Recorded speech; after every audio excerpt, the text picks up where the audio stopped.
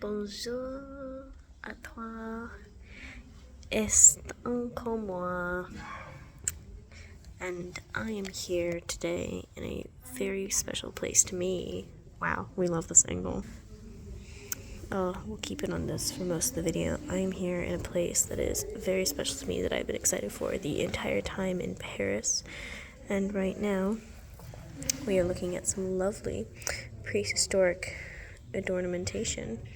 So this is personal adornment items or jewelry from the Paleolithic.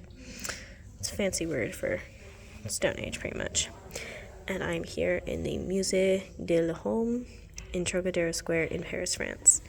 Now, all of these pieces that you see here are from France, and this is a recreation that was made here in France. So I'm going to keep the camera on this for most of the time.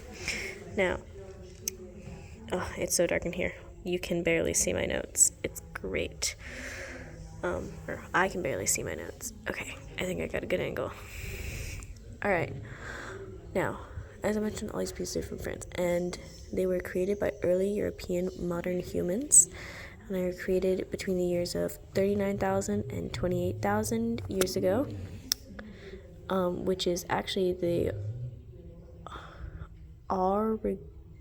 Aurignacian period, which is an archaeological industry between 43 to 26,000 years ago of the Upper Paleolithic, associated with early European modern humans. So after the Neanderthals kind of sort of started to die out due to climate change, and the early modern humans evolved in Africa, and they started making their way outwards, and some of them found their way in Europe, and that's where these people come from. Now, these are made of animal teeth and small bones like deer metacarpal and ivory beads. So as you can see, we got some teeth, small bones, all that fun stuff. There's also shell, as you saw in that recreation over there, that was typically used. Pretty much anything small you can drill a hole in. It's great. Now, the ivory beads are actually really important. Now, the only pieces here that are ivory are these. Not the one that says 3, the things that say 2. I can't read French, but if you can, that's what it says for number 2. But it's an ivory pendant from a mammoth tusk, probably. But ivory beads were very important because they were new and were just overall important for that time period in production, and it also shows a technological evolution and how people are using certain tools to make certain items.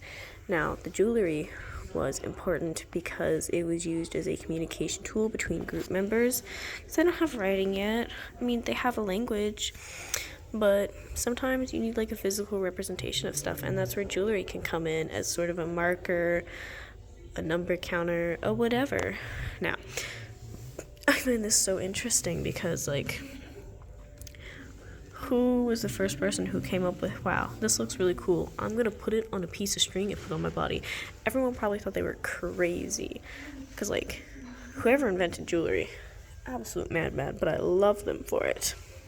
I'm an anthropology major, so this museum is really fun, and that's why I kind of picked this piece, because I'm a jewelry maker as well, and so I find how people put things together very interesting.